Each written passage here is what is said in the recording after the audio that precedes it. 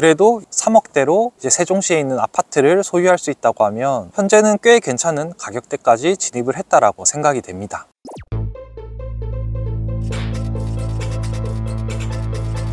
안녕하세요, 원어장입니다. 오늘은 세종시로 임장을 한번 가보려고 합니다. 세종특별자치시죠. 부동산 투자를 조금이라도 해본 사람은 가보지는 않았어도 모르는 사람은 없을 거예요. 그래서 빠르게 한 번만 훑고 현장으로 가도록 하겠습니다. 세종시는 현재 인구수가 38만 명이에요. 원래 2020년도까지 목표가 40만 명이었는데 상승률이 생각보다는 더디죠. 세종시 도시계획이 1단계에서 3단계 중에 현재 3단계인데 원래는 이 3단계 목표가 2030년까지 인구가 80만 명이 목표였는데 작년인가요? 2040년으로 수정을 했습니다. 그러면 세종시는 6개의 생활권으로 나눠져 있는데요. 가운데는 S생활권이라고 있고 공원이랑 식물원 이런 것들이 있고요.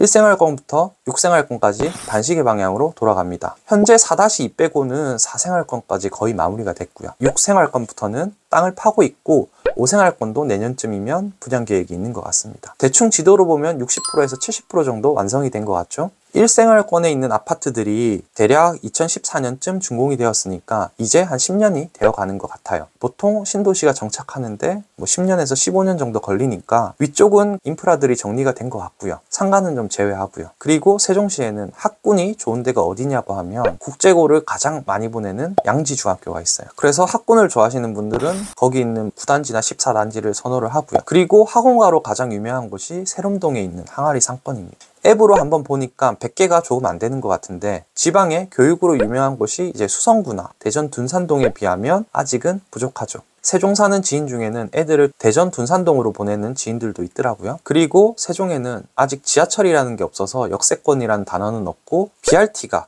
주요 교통수단이라고 보시면 됩니다. 서울에서 오려고 하면 오송역에 KTX를 타고 내려서 BRT를 타야 되고 또 주변에 대전이나 오송에 이런 기업들이 많아서 이 BRT를 타고 출퇴근하시는 분들이 꽤 있습니다. 그래서 주요 교통 라인을 BRT 라인이라고 보시면 됩니다.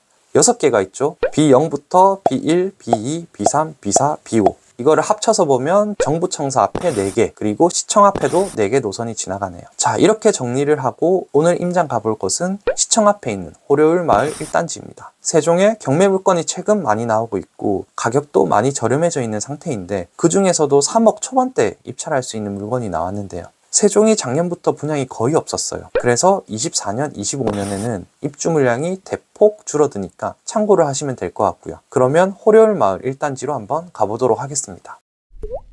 물건지에 도착을 했는데요. 2022 타경 102277 세종 보람동에 위치한 호려울마을 1단지 대방 노블랜드 아파트입니다. 여기는 2017년에 입주를 해서 12개 동에 1002세대로 구성이 되어 있는 아파트입니다. 25평형과 그리고 34평형 두 개로 구성이 되어 있는데 세종시에서 25평형 아파트들이 몇 개가 있습니다. 그 중에서도 이 아파트는 25평형의 기준이 되는 아파트 중에 하나라고 보시면 될 것 같습니다. 여기는 전 세대가 시스템 에어컨이 일괄적으로 설치가 되어 있어서 전월세가 꽤 잘 나가는 편입니다. 그리고 거래도 작년 말부터 거래가 없었다고 하는데 여기는 매월 2건에서 4건씩은 꾸준하게 거래가 발생을 했었습니다. 예상 매매가는 4억 6천에서 9천 정도 예상이 되고요. 그리고 전세는 1억 7천에서 한 2억 정도 예상이 되는데 전세가가 많이 나오지 않는 게 아직 세종시의 현실입니다. 그래서 아예 실거주 쪽이나 아니면 좀 저가로 살 수 있어서 단타로 진입하시는 분에게 좀 추천이 되는 그런 물건이고요. 사실 투자자 입장에서는 이제 갭이 너무 차이가 나면 좀 부담스럽긴 하죠. 현금이 많이 들어가서. 하지만 실거주 입장이나 단타 입장에서는 괜찮은 매물이라고 생각이 됩니다. 그래도 3억대로 이제 세종시에 있는 아파트를 소유할 수 있다고 하면 현재는 꽤 괜찮은 가격대까지 진입을 했다라고 생각이 됩니다. 오늘 나온 물건은 101동의 13층 물건인데 59A 타입 물건입니다. 25평형이죠. 입주 6년 차로 아직 신축이다 보니까 아파트 관리나 지하주차장 그리고 커뮤니티 센터 같은 게 꽤 활발하게 이루어져 있습니다. 그리고 이렇게 부대시설이 잘 관리가 돼 있고 주변에 금강이나 학원가, 상권들도 잘 형성이 돼 있기 때문에 입주민들의 만족도가 꽤 높은 아파트로 알고 있습니다. 그리고 일반적으로 경매에 나오면 미납관리비를 확인을 하는데요. 저는 오늘 확인을 하지 않을 거예요.